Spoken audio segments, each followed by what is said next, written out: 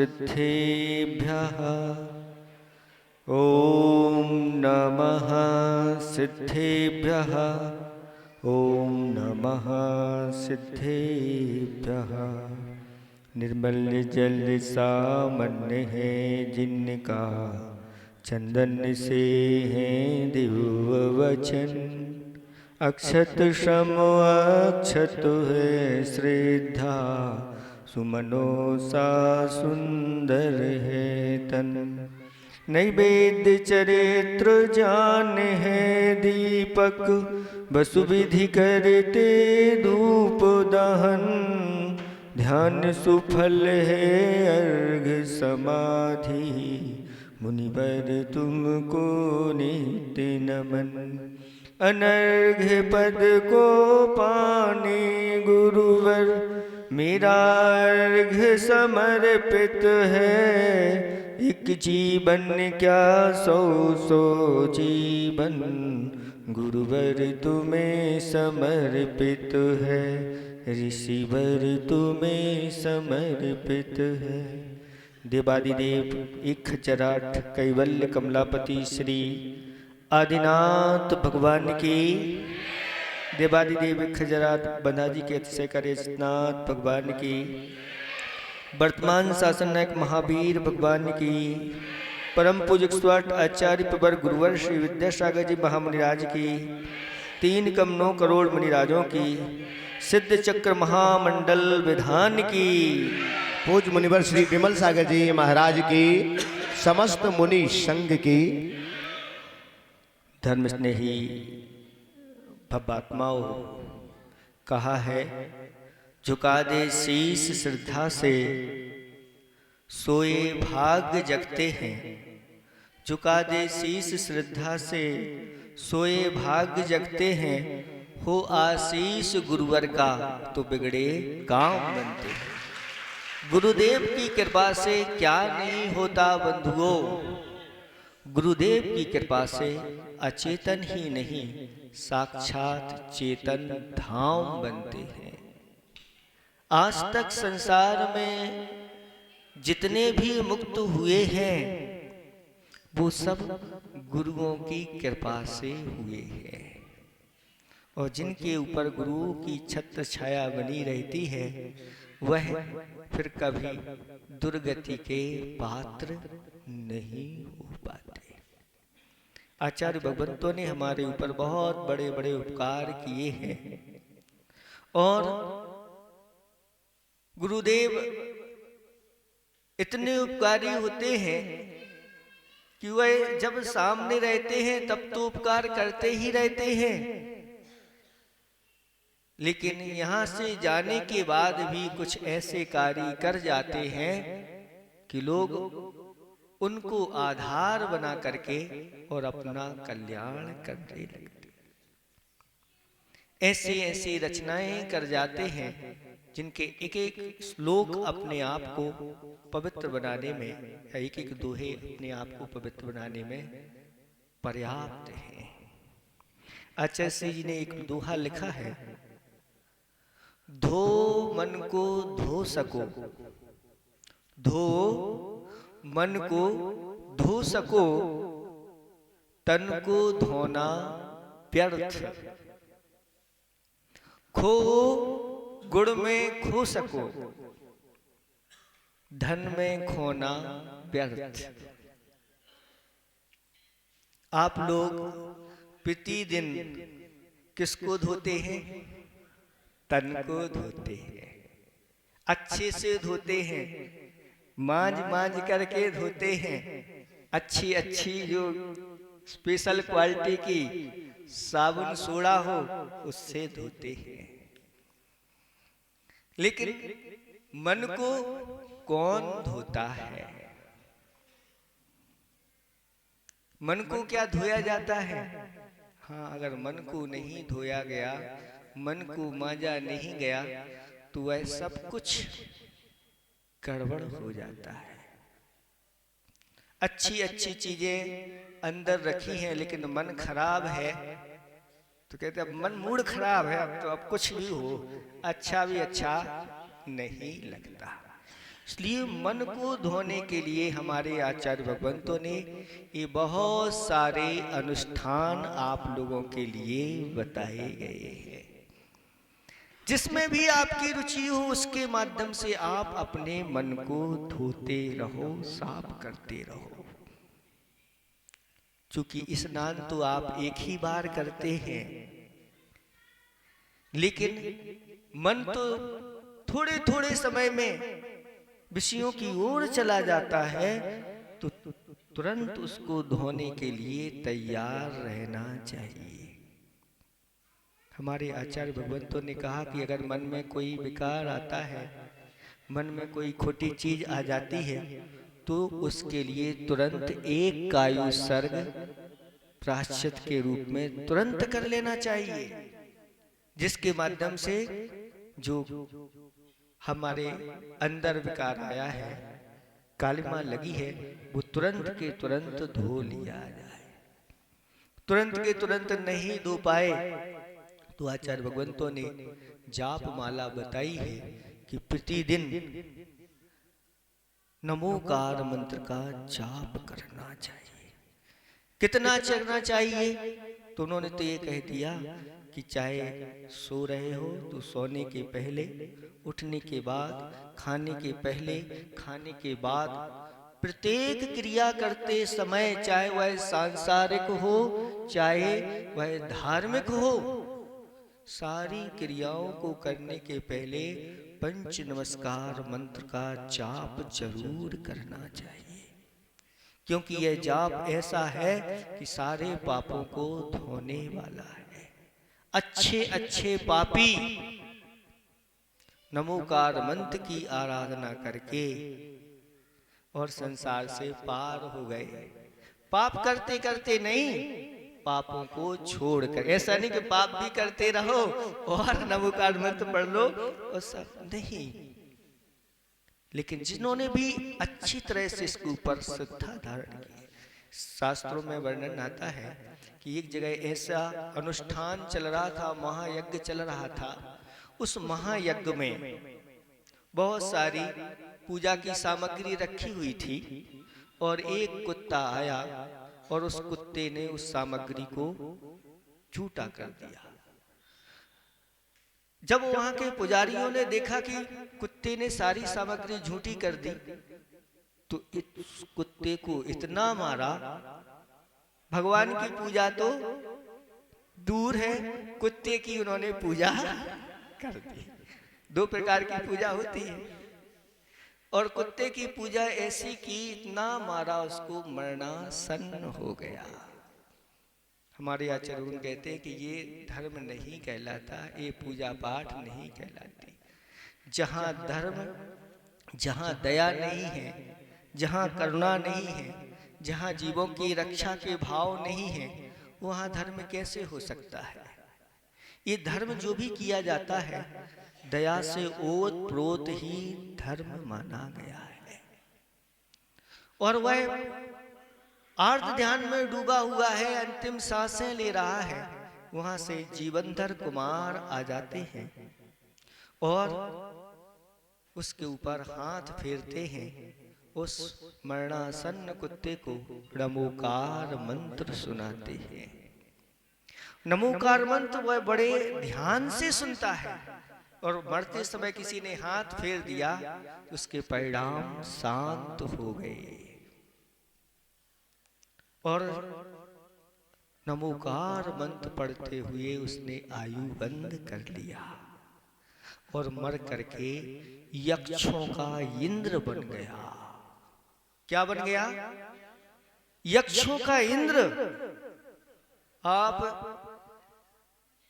जीवन पर्यंत मेहनत करते रहो, आपको कितना कमा पाओगे, क्या कर पाओगे? कुछ नहीं कर पाओगे। लेकिन नमोकार मंत्र का प्रभाव देखो।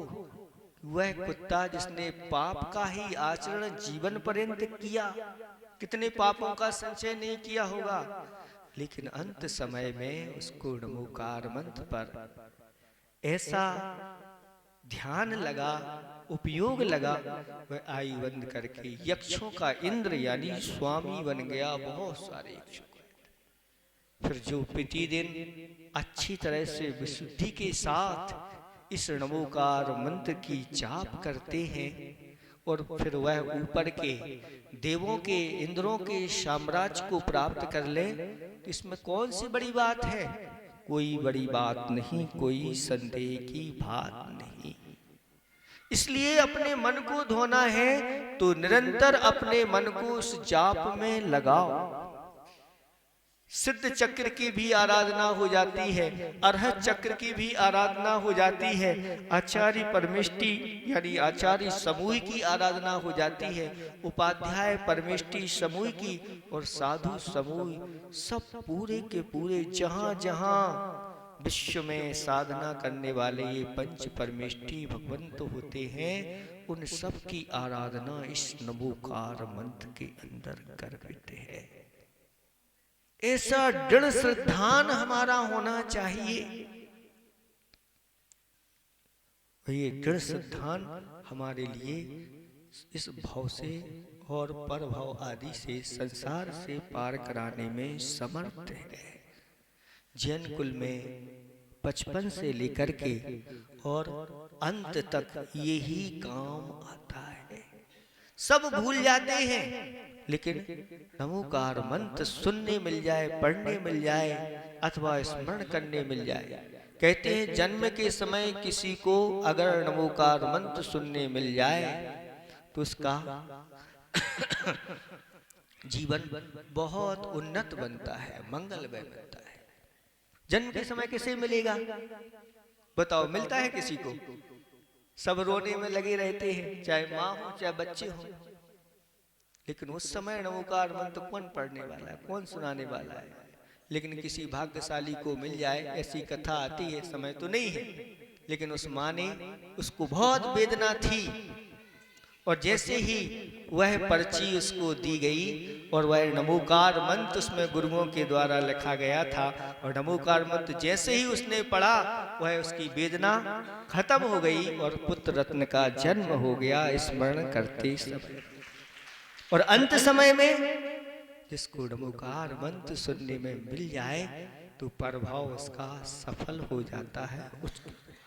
तो धो मन को धो सको, बार बार धोने की है। तो नमोकार मंत्र की जाप आप लोगों को प्रतिदिन कम से कम कितनी करना? जितनी रोटी खाओ उतनी मालाएं तो जरूर आपको फेरना चाहिए। अगर माल कब एक रोटी खाते हो ठीक है, आप ही के ऊपर छोड़ गए भाई। आप लोग कहते हैं महाराज शक्ति नहीं है, आज एक रोटी खाई है, तो कोई बात नहीं, एक माला फिर ले।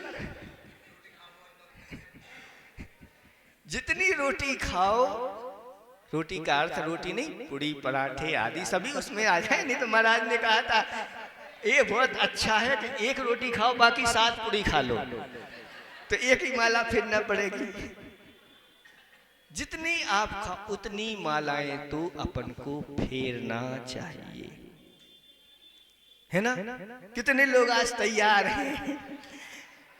बहुत अच्छा है। देखो ऐसे समर्पण लोग होना चाहिए कि जितनी रोटी खाएंगे उतनी माला तो जरूर फेरेंगे। आशीर्वाद है हमारा बहुत अच्छा। इतनी कम से कम समर्पित तो हो गए कि भाई 8 रोटी या 10 रोटी 4 उतनी माला जरूर। सुनो सुनो सुनो, आपस में नहीं, अभी आपस में नहीं, आपस में अभी चर्चा नहीं करो, ध्यान से सुनो। अब अगर सुनो उतनी माला नहीं फेर पाते हैं तो कम से कम कितनी माला फेरना चाहिए? तो एक दिन की, जो दिन भर में पाप लगे हैं वो शाम को, और जो रात भर में पाप लगे हैं वह उसकी सुबह। 2 माला तो प्रतिदिन सभी को संकल्प पूर्वक फेरना चाहिए। कितने लोग तैयार हैं? बहुत अच्छा, 2 माला के लिए लगभग सभी तैयार हैं, सबको आशीर्वाद है। तो धो, सुनो, धो मन को, धो सको तन को, सुनो तन को, आपस में बात नहीं करो। धो मन को धो सको, तन को धोना व्यर्थ। तन को धोना तो व्यर्थ है, पाप का संचय होता है। लेकिन याद रखना, हमारे गुरुदेव ने कहा है कि किस निमित्त से तन को धो रहे हैं। अगर हम विषयों की पूर्ति के लिए तन को धो रहे हैं तो पाप का बंध होता है। और अगर आप अंदर से संकल्प कर लो, नहा करके स्नान करके मुझे भगवान के दर्शन करने जाना है, भगवान का अभिषेक देखने जाना है, करने जाना है, पूजा कर, अगर इस धार्मिक अनुष्ठान के उद्देश्य से आप स्नान करते हैं तो हमारे आचार्य भगवंतों ने कहा वहीं से आपको पुण्य का बंध चालू हो जाएगा। स्नान करते समय आप पुण्य का बंध कर रहे हैं, क्यों? क्योंकि आपने संकल्प लिया है कि मुझे मंदिर भगवान के जाना हो। पाप बहुत अल्प लगेगा, इसलिए अपने तन को तो धोना पड़ता है, शुद्धि करना पड़ती है, लेकिन उसके माध्यम से भी हम अपने मन को धो सकते हैं। स्नान करते समय हमारे आचार्य भगवंतों ने मौन कहा। क्यों मौन? कि मौन पूर्वक भगवान का स्मरण करते हुए स्नान करिए कि मुझे जिनेंद्र भगवान का दर्शन करने जाना है। और खो गुड़ में खो सको, खो गुड़ में खो सको। गुड़ जानते हैं आप क्या कहलाते हैं? किसे कहते हैं गुड़? जब आपका शादी विवाह होते हैं बच्चे बच्चियों के, तो क्या मिलाते हैं? गुड़ मिलाते हैं, गुड़ मिलाते हैं, सुना है ना? लेकिन हमारे आचार्य भगवंतों ने गुण क्या कहे अभी आपको यही नहीं पता कौन से गुण होते हैं। हमारे आचार्य भगवंतों ने कहा सम्यक दर्शन, सम्यक ज्ञान और सम्यक चारित्र, ये गुण हैं।